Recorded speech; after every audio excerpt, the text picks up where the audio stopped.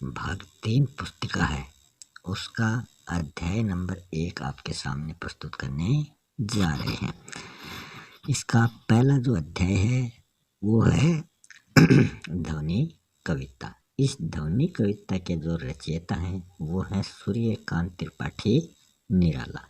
तो सबसे पहले हम सूर्यकांत त्रिपाठी निराला के जीवन से संबंधित कुछ तथ्य जान लेते हैं, फिर हम इस कविता का हिंदी अनुवाद समझेंगे। सूर्यकांत त्रिपाठी निराला जो है, इनको छायावाद का रुद्र या महेश कहा जाता है। इनका जन्म 21 फरवरी 1896 ईस्वी को पश्चिमी बंगाल में होता है और इनका देहांत 15 अक्टूबर 1961 को होता है। इनका जन्म 21 फरवरी को हुआ था। उस दिन बसंत पंचमी थी, इसलिए उस दिन बसंत पंचमी के साथ रविवार होने के कारण इनका नाम सूर्य कुमार रखा गया था। जब ये 3 वर्ष के थे तब इनकी माता का, और जब ये धीरे धीरे युवक बने, मतलब युवावस्था में पहुँचे, तब इनके पिता का देहांत हो गया था।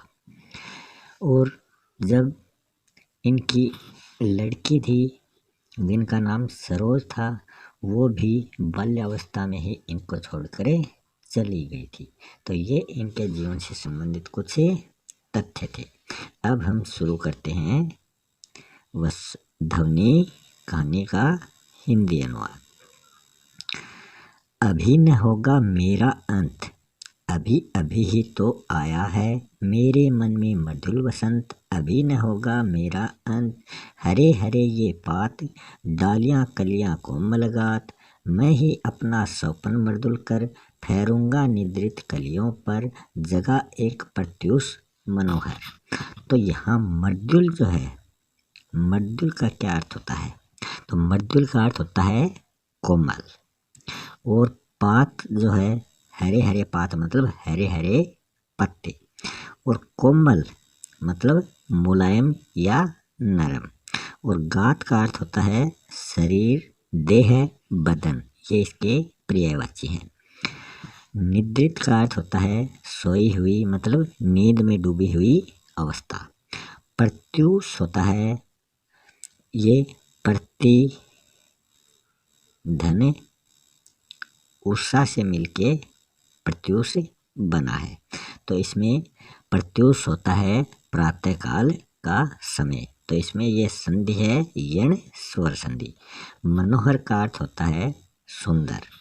तो अभी न होगा मेरा अंत, अभी अभी तो आया है।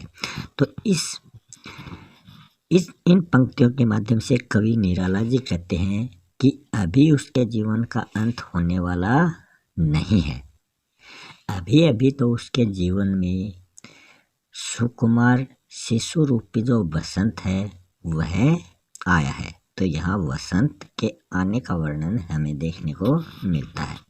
जिस प्रकार प्रकृति में वसंत ऋतु के आते ही जो पेड़ पौधे हैं वो चारों ओर हमें हरे भरे दिखाई देते हैं और चारों ओर हरियाली छा जाती है। डालियाँ जो हैं पेड़ पौधों की वो हरे हरे पत्ते धारण कर लेती हैं, क्योंकि इस टाइम चारों ओर हरियाली का वातावरण बन जाता है और उन पर कलियाँ खिलाती हैं, मतलब फूल बनने से पहले उन पर कलियाँ खिलाती हैं, उसके बाद में फूल बनते हैं। चारों ओर प्रकृति की कोमलता और सुंदरता हमें दिखाई देने लगती है। वैसे ही कवि कहते हैं कि अपने जीवन में हम अपने कार्यों के द्वारा चारों ओर अपनी प्रसिद्धि को फैलाएं। इसके साथ ही कवि कहता है कि हमें अपने सौपन भरे कोमल हाथों को जो अरसाई कलियां हैं उस पर फेर कर उन्हें सुबह के आने का सुंदर संदेश हमें देना चाहिए। इसका भाव यह है कि हमें अपने जीवन का जो आलस्य है, जो निराशा है और जो रुकावटें हैं, जो बाधाएं हैं, हमें उनको दूर करना चाहिए, जिससे वह नए कार्यों की ओर अग्रसर हो सके, मतलब बढ़ सके।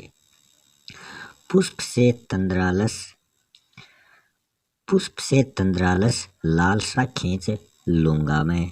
तो पुष्प का अर्थ क्या होता है? पुष्प का अर्थ होता है फूल, कुसुम। तंद्रालस का अर्थ होता है नींद से बोझिल, और लालसा का अर्थ होता है इच्छा या मनोकामना। अपने नवजीवन, नव मतलब नया, नवजीवन का अमृत सहर्ष मतलब हर्ष सहित। हर्ष क्या होता है? खुशी, खुशी से सींच लूंगा मतलब सिंचाई करना। द्वार दिखा दूंगा फिर उनको, द्वार मतलब दरवाजा।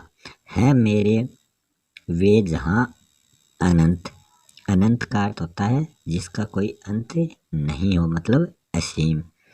अभी न होगा मेरा अंत। तो इन पंक्तियों के माध्यम से कवि निराला जी कहते हैं कि फूलों की ओनिंदी आँखों से, मतलब नींद भरी आँखों से आलस को हटाकर, उन्हें आलस्य से दूर करके उनको हमें जागरूक, वो कवि उन्हें जागरूक बनाना चाहता है। वह अपने जीवन से उन कलियों को, उन पेड़ पौधों को सींचकर हरा भरा करना चाहता है। इसका आशय यह है कि कवि प्रकृति के माध्यम से अपने जीवन में नव प्राणों का संचार करके नई शक्ति के साथ नए कार्यों की ओर बढ़कर सफलता प्राप्त करना चाहता है। निराला जी का मानना है कि उनका अंत अभी नहीं होगा, क्योंकि उससे जीवन में अभी बहुत कुछ करना है। कवि निराला जी प्रत्येक फूल से उसमें समाये आलस्य को छीनकर उन्हें चिरकाल तक खिले हुए देखना चाहते हैं, ताकि वे अनंत काल तक खिलकर अपनी आभा बिखेरते रहें।